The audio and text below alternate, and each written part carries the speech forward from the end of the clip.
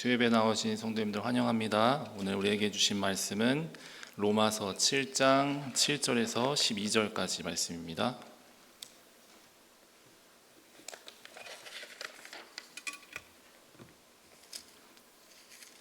로마서 7장 7절에서 12절까지 한 절씩 교독하겠습니다. 제가 먼저 읽겠습니다. 그런즉 우리가 무슨 말을 하리요? 율법이 죄냐? 그럴 수 없느니라. 율법으로 말미암지 않고는 내가 죄를 알지 못하였으니 곧 율법이 탐내지 말라 하지 아니하였더라면 내가 탐심을 알지 못하였으리라. 그러나 죄가 기회를 타서 계명으로 말미암아 내 속에서 온갖 탐심을 이루었나니 이는 율법이 없으면 죄가 죽은 것임이라. 전에 율법을 깨닫지 못했을 때에는 내가 살았더니 계명이 이름에 죄는 살아나고 나는 죽었도다. 생명에 이르게 할 그 계명이 내게 대하여 도리어 사망에 이르게 하는 것이 되었도다. 죄가 기회를 타서 계명으로 말미암아 나를 속이고 그것으로 나를 죽였는지라. 이로 보건대 율법은 거룩하고 계명도 거룩하고 의로우며 선하도다. 아멘. 성도 여러분 환영합니다. 우리 좌우 앞뒤 보면서 인사하겠습니다. 잘 오셨습니다. 잘 오셨습니다. 오늘 또 그레이스 싱어가 부흥된 모습을 보니까 참 기쁘네요. 꽉 차서요. 소리도 꽉 차고요. 참 보기 좋습니다. 오늘 말씀을 시작하면서요. 한 동화책을 소개하면서 시작하려고 합니다. 제목은 누가 내 머리에 똥 쌌어? 라는 책입니다. 이 책은 1993년 독일의 아동문화 작가 베르너 홀츠바르트와 볼프 에르부르가 지은 동화책입니다. 그래서 원제는 자기 머리에 누가 똥을 쌌는지 알고 싶은 작은 두더지 이야기라는 그런 책입니다. 그래서 아이들을 길러보신 우리 부모님들께서는 한 번씩 다 보셨을 텐데요. 이제 많은 언어로 번역되어서 많은 인기를 얻었습니다. 그래서 자기 집 구멍 바깥으로 나온 한 두더지가 자기 머리 위에 알 수 없는 그런 배설물을 싸고 간 사실을 알아차리고 누가 이 범인인지 찾으러 다니는 그런 이야기입니다. 그래서 새, 말, 토끼, 염소, 돼지 다 만나는데 서로 자기가 아니라고 하고 결국에 파리들의 도움으로 그 범인을 찾게 되는 이야기입니다. 이렇게 더러운 배설물과 같은 그런 우리 삶에 있어서는 또 우리의 죄악들, 우리 마음에 있는 그런 악한 생각들이 이렇게 배설물과 같은데요. 사도 바울은 로마서 7장 19절에 이렇게 고백합니다. 함께 읽어보겠습니다. 내가 원하는 바 선은 행하지 아니하고 도리어 원하지 않는 바 악을 행하는도다. 사도 바울은 원하지 않는 이 더러운 악을 행하는 것을 굉장히 고뇌했습니다. 우리 그리스도인이라면 다 하나님의 말씀대로만 살아야 한다. 또 하나님의 말씀을 순종해야 된다는 것을 우리 모두는 이미 다 알고 있고 그렇게 살아가고자 합니다. 그런데 왜 우리는 그 말씀에 순종하지 못하는가? 왜 여전히 이 더러운 악을 품고 살아가는가에 대해서 사도 바울조차 그것에 고민하고요, 고뇌했던 것입니다. 그래서 오늘 이 누가 또 어떤 것이 이 악의 근원인지 오늘 말씀을 살펴보면서요 함께 보았으면 좋겠습니다. 그래서 오늘 본문에서 가장 많이 등장하는 단어는 우선 율법이라는 단어입니다. 율법, 또 계명이라는 단어가 11번이나 등장합니다. 그럼 오늘 제목과 같이 율법이 그럼 죄인가? 그것에 대해서 사도 바울도 이야기하고 있는데요. 로마서 7장 7절 말씀을 다시 한번 읽어보겠습니다. 시작.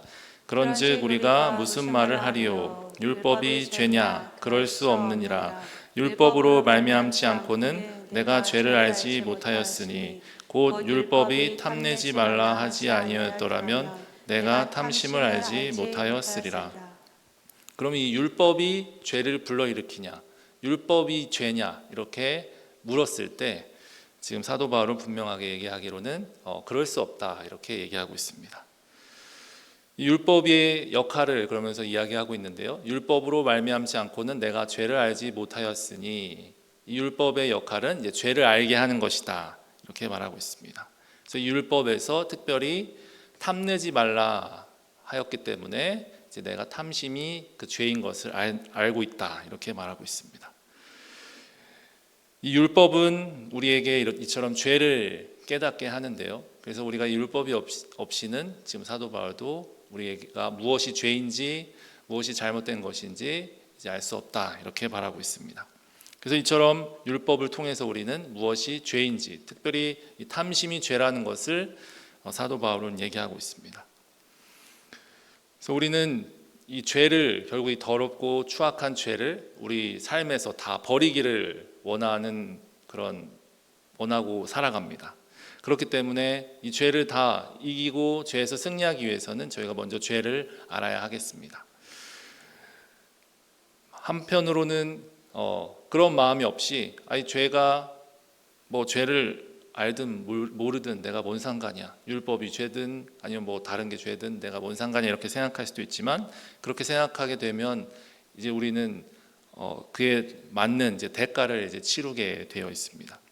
왜냐하면 죄의 결과가 이제 사망이기 때문이고, 그 죄의 대가를 치러야 되고, 또 죄에 대해서 우리가 슬퍼하지 않고 죄에 대해서 내 마음 안에 어떤 고통이 없다면 지금 당장은 그럴 수 있지만 이후에 이 죄가 낳는 열매를 우리가 고스란히 받아야 하기 때문입니다.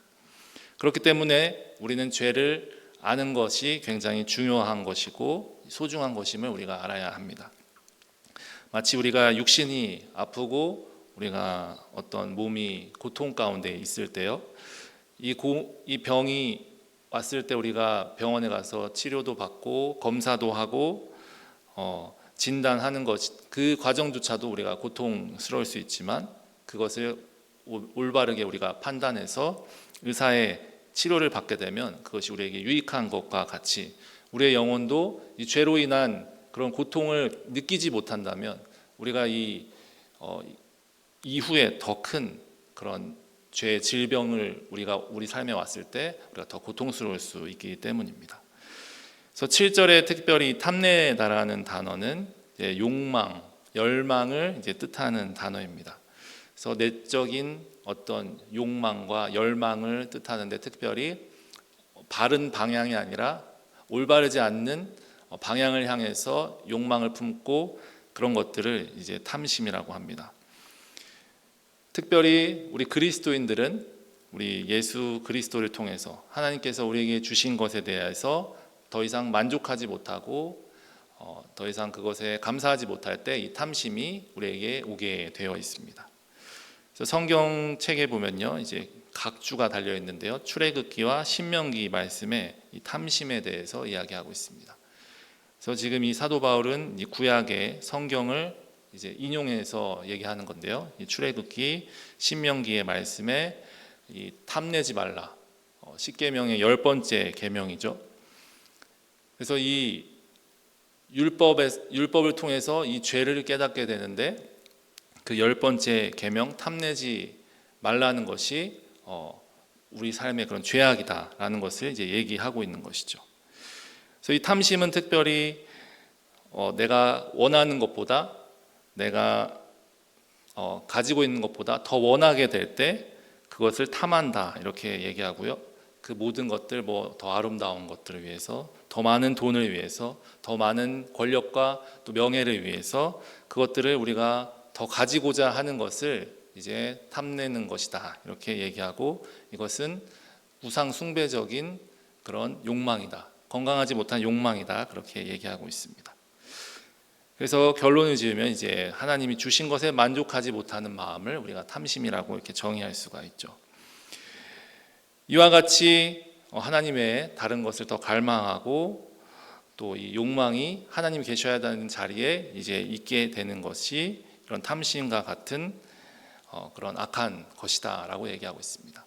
그래서 이 탐심을 얘기하는 이유는, 이 탐심이 그런데 어떤 악한 그런 전혀 엉뚱한 곳에서 온 것이 아니라 율법으로부터 말미암았다. 특별히 8절 9절에 보면요, 계명으로부터 말미암았다 이렇게 얘기하고 있습니다. 저희가 8절을 한번 읽어보겠습니다. 시작. 그러나 죄가 기회를 타서 계명으로 말미암아 내 속에서 온갖 탐심을 이루었나니 이는 율법이 없으면 죄가 죽은 것임이라. 우리 9절도 읽어보겠습니다. 전에 율법을 깨닫지 못했을 때에는 내가 살았더니 계명이 이름에 죄는 살아나고 나는 죽었도다. 그래서 지금 이 탐심이 계명으로 말미암아 왔다 이렇게 얘기하고 있습니다. 지금 아까 구약 성경을 얘기했듯이 계명이라는 것은 율법의 여러 가지 이제 지켜야 하는 것을 계명이라고 하고요. 이 율법은 모세의 율법을 말합니다. 그러니까 하나님이 주신 이 말씀인데요, 이 선한 것인데 여기서 탐심을 이루었다 이렇게 말하고 있는 것이죠. 그러면서 이제 한 가지 이제 조건을 앞에 달고 있는데 그것이 바로 죄가 기회를 탔다 이렇게 얘기하고 있습니다. 이 기회라는 단어는요, 군사 기지를 나타내는 그런 단어로도 사용됩니다. 그래서 어떤 전쟁을 앞두고 공격을 하게 될 때 앞에 이제 전투를 하기 전에 앞서 만들어 놓는 그런 군사 기지와 같은 것이죠. 그래서 이 기지를 딱 만들어 놓고 이제 적군이 방심하거나 적군이 이렇게 흔들려 보일 때 이제 공격하는 그런 것을 바로 이제 기회라고 저희가 볼 수가 있습니다. 그래서 죄가 기회를 탔다는 것은 우리의 영이 잠자고 있을 때, 우리의 영이 기도하지 않을 때, 우리가 탐심과 같은 잘못된 욕망을 품고 있을 때, 교만할 때 이 죄가 기회를 타서 우리에게 이제 온다는 것입니다. 그래서 이 죄가 그 기회를, 그 전진 기지를, 죄를 짓게 하는 전진 기지를 우리에게 설치해서 우리가 날마다 그 죄를 짓게 한다는 것입니다. 그렇기 때문에 우리는 이 죄에게 기회를 주지 말아야 하는 것입니다. 그래서 죄에게 기회를 주기 전에 앞서서 우리가 성령의 인도하심을 따라서 그 기회가 생기는 틈을 우리가 막아야 하는 것이죠. 그래서 여기서 율법이 없으면 이제 죄가 죽은 것임이라 이렇게 말하고 있고요. 또 9절 후반부에 계명의 이름에 죄는 살아나고 나는 죽었도다 이렇게 말하고 있습니다. 그래서 죽었다는 것은 이제 활동하지 않는다, 이제 멈춰 있다는 것입니다. 자고 있다는 것입니다. 그래서 이 죄는 이처럼 기회를 찾고 숨어 있다가 이제 활동을 하게 되는 것이죠. 그래서 우리 인간은 죄의 본질을 창세기 3장 5절에서는 이제 하나님과 같이 되려는 것이다 이렇게 죄의 본질에 대해서 처음에 이야기하는데요. 이처럼 우리가 하나님과 같이 되려고 하는 그런 죄악들, 하나님의 자리에 우리의 욕망과 우리의 어떤 주권이 더 앞서려고 하는 것이 이제 죄라는 것입니다. 그래서 계명의 이름에 이 죄, 나의 마음속에 있는 하나님보다 더 앞서려고 하는 그런 하나님의 자리에 앉으려고 하는 그런 죄악들이 살아나고 이제 내가 죽었다 이렇게 말하고 있습니다. 이 뜻은 이제 바울이 나 스스로 나의 영적인 상태를 보았을 때 나는 괜찮다고 이렇게 생각했었는데 내 안에 하나님의 이 계명이 이제 들어오게 되니까 내가 하나님 말씀 앞에서 보니까 내가 영적으로 죽어 있는 상태라는 것을 이제 알게 되었다는 것입니다.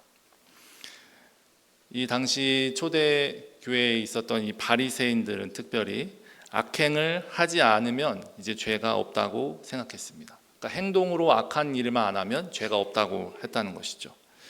그래서 자신이 율법에 순종하고 그것을 겉으로 잘 지키면 나는 괜찮은 사람이다 이렇게 착각을 했다는 것이죠. 그런데 예수님께서도 신약 시대에 오셔서 많은 이제 말씀들을 해주셨는데 그 중에 십계명의 내용을 담아서 얘기해 주시면서 이 말씀은, 이 율법은 겉으로 드러나는 행동뿐만 아니라 이 내면과 이 태도와 그리고 하려고 하는 그 동기까지도 포함하고 있음을 이제 얘기해 주셨습니다. 그래서 산상수훈에서 예수님께서 살인하지 말라 이렇게 했다는 것은 정말 사람을 죽이지 말라는 것만 포함되어 있는 것이 아니라 이웃을 미워하고 이웃을 나쁘게 대하는 것도 안 된다고 말씀하시는 것이죠. 이처럼 이 사도 바울은 계속해서 이 계명, 율법에 대해서 얘기하고 있는데요. 좀 말을 보았을 때 이 율법이 이르니 죄가 살아나고 나는 죽는다 이렇게 얘기한다면 율법이 우리에게 왔을 때, 계명이 우리에게 왔을 때 나의 죄가 살아나고 그렇게 된다는 말은 그러면은 이 율법은 정말 나쁜 것인가? 율법은 도대체 좋은 건가, 나쁜 건가 하는 그런 어떤 고민, 어떤 물음을 우리가 이제 던지게 되는 것이죠. 레위기 18장 5절에 보면 이 율법에 대해서 하나님의 말씀에 대해서 이제 분명히 얘기하고 있는데요. 너희는 내 규례와 법도를 지키라. 사람이 이를 행하면 그로 말미암아 살리라. 나는 여호와이니라. 이렇게 얘기하고 있고요. 로마서 10장 5절을 저희가 한번 같이 읽어보겠습니다. 시작. 모세가 기록하되 율법으로 말미암는 의를 행하는 사람은 그로 살리라 하였거니와. 이 율법 그리고 구약의 레위기에서도 마찬가지고요. 하나님 주신 우리에게 율법은 우리에게 주신 이유는 우리를 죽이고 우리가 죄에 빠지기 위해서 하나님 우리에게 주신 것이 아니라 우리를 살리기 위해서 우리에게 생명을 주시기 위해서 주셨다고 분명히 이제 얘기하고 있습니다. 그래서 오늘 본문의 10절, 11절을 또 같이 보겠는데요. 한번 같이 또 읽어보겠습니다. 시작. 생명에 이르게 할 그 계명이 내게 대하여 도리어 사망에 이르게 하는 것이 되었도다. 죄가 기회를 타서 계명으로 말미암아 나를 속이고 그것으로 나를 죽였는지라. 아멘. 그래서 이 율법이 생명에 이르게 할 그 계명, 율법 하나님 주신 이 계명은 우리를 생명에 이르게 하는 것이다. 이 율법이 그렇기 때문에 잘못된 게 아니라고 분명히 얘기하고 있는 것이죠. 문제는 이 율법, 하나님이 우리에게 주신 이 말씀, 이 계명을 우리가 다 지키지 못하는 것이 이제 문제가 되는 것입니다. 우리는 우리의 연약함으로 인해서 이 하나님의 율법, 이 계명을 다 지킬 수가 없습니다. 만약 우리가 이 율법을 다 지켜서 살았더라면 생명이 우리에게 이제 주어지는 것입니다. 근데 율법을 지키는 것 자체가 또 이 율법을 지키는 것 자체가 우리에게 죄악이나 죽음을 주는 것이 아니라 이 율법이 온전히 우리 안에 성취될 수 없어서 우리에게 이런 죽음이 올 수밖에 없다는 것을 얘기하고 있는 것이죠. 그래서 11절에 계속해서 설명하기로는 제가 기회를 타서 계명으로 말미암아 나를 속이고 그것으로 나를 죽였는지라 이렇게 말하고 있습니다. 그래서 여기 또 다시 한번 죄가 기회를 타서 오는데요. 이 계명으로 나를 이제 속였다 이렇게 얘기하고 있습니다. 이 속이다는 것은 이제 미혹하다라는 의미를 가지고 있습니다.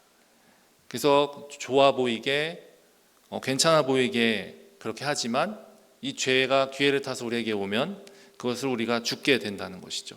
이 율법이 우리에게 생명을 주게 하는 그런 역할을 해야 되는데 오히려 이제 사망에 이르도록 이 죄가 우리 가운데 옴을 통하여서 오히려 우리가 속임을 당하는 것이죠. 이 죄를 통하여서 우리가 속임을 당한다는 것입니다.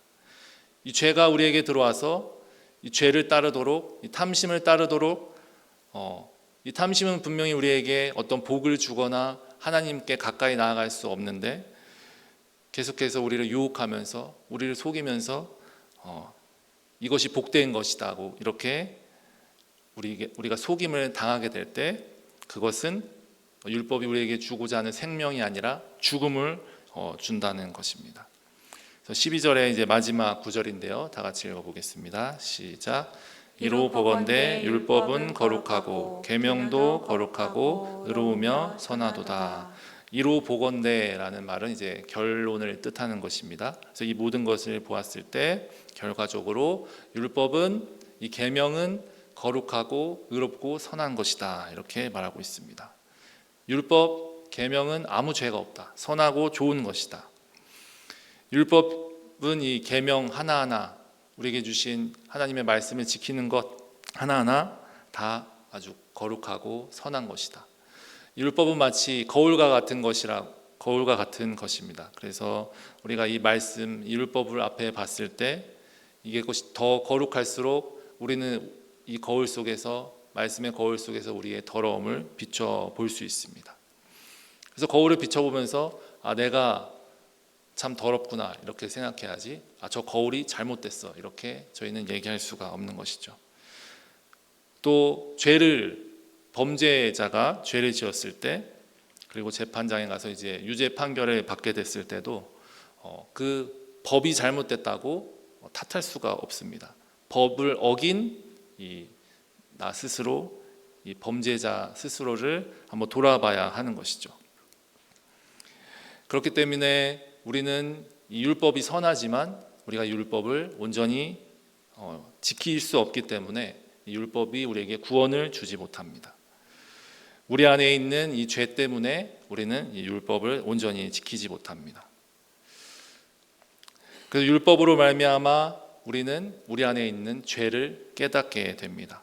그래서 가장 이 근원은, 우리에게 악을 행하는 근원은 결국에 우리 안에 있는 죄악이라는 것입니다.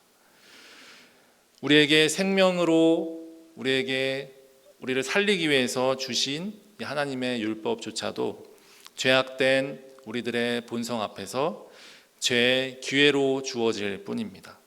얼마나 인간의 죄악이 강력하고 정말 타락했는지 저희가 알 수가 있습니다.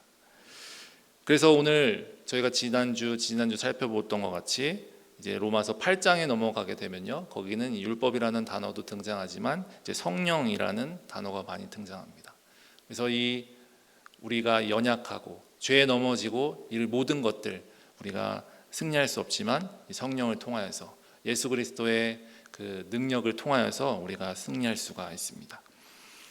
어거스틴은 이런 말을 했습니다. 하나님은 우리가 그에게 구해야 할 것을 알게 하기 위해서 우리가 할 수 없는 것을 명령하신다. 그래서 우리가 할 수 없는 것을 하나님께서 명령하시는데, 그것을 통하여서 우리가 하나님께 구해야 하는 것을 알 수 있다는 것입니다. 우리가 율법을 통해서 우리가 어떤 행함으로 구원을 얻을 수가 없습니다. 우리 인간의 죄성 때문에 생명에 이르게 할 율법조차 이제 사망에 이르게 되었습니다. 그럼 우리는 이제 주님께 구해야 하는 것이죠. 우리가 할 수 없기 때문에 예수 그리스도의 은혜와 자비를 구해야만 합니다. 그래서 사도 바울은 오늘 7장 말씀을 통해서 제 유혹과 싸우고 있는 것들, 또 제에게 패배했던 것조차 솔직하게 이제 고백하고 있습니다. 한 이야기를 하고 이제 말씀 마치겠습니다. 어느 날 이제 아버지와 이제 두 아들이 들판에서 한가로 이제 산책을 지고 있었습니다. 근데 첫째 아이가 잘 놀고 있었는데 벌 한 마리가 윙 소리를 내면서 이제 첫째 아이에게 다가왔습니다. 그래서 손으로 막 이 벌을 쫓으려고 했는데요. 이 벌이 이 첫째 아이의 오른쪽 눈두덩이 위에 딱 앉아버렸습니다. 그리고는 침을 확 쏴버렸습니다. 그래서 이제 눈이 이제 부어 오르기 시작했습니다. 그래서 아이가 고통을 이기지 못하고 주저앉아서 막 엉엉 울면서 고통스러워했습니다. 그런데 이제 이 벌이 빨리 가야 되는데 둘째 아이한테도 가는 겁니다. 둘째 아이한테도 가서 막 앞에서 윙윙 되니까 그 고통스러워하는 형을 본 둘째 아이가 막 겁에 질렸습니다. 그리고 두 손으로 얼굴을 막 감싸고 아빠를 부르면서 막 살려달라고 소리를 쳤습니다. 그런데 이제 아빠가 아이에게 다가와서 손을 잡아 일으키면서 이제 안심을 시켰습니다. 그러면서 이렇게 얘기했다고 합니다. 야, 괜찮다. 이 벌은 이제 너를 쏘지 못해. 이 벌은 이미 형을 쏘았기 때문에 이 벌은 이제 침이 없거든. 이렇게 얘기하면서 형의 눈에서 이제 벌침을 빼서 이제 아이에게 보여주었다고 합니다. 그러면서 아빠가 다시 한번 얘기하기로, 아들아, 이 벌이 너에게 겁을 줄 수는 있지만 결코 너를 해치지 못할 거야. 이렇게 얘기했답니다. 이 이야기를 통해서 저희는 이 죄의 침, 이 죽음인 것을 우리가 빗대어 봤을 때, 이 죄의 침은 이미 우리의 맏형이 되신 우리 예수 그리스도께서 이 갈보리 십자가에서 우리를 대신해서 죽으셨기 때문에 이 죽음의 침이 더 이상 우리를 위협하고 우리를 넘어뜨리려 이렇게 위협하고 공격할 수는 있지만 절대 우리를 죽음으로 나아가게, 절대 우리를 해치게 할 수 없다는 사실입니다. 우리를 죄악으로부터 또 구원하신 그 예수 그리스도의 보혈을 의지하는 저와 여러분 다 되시기를 바라면서 함께 찬양하고 그리고 기도하겠습니다.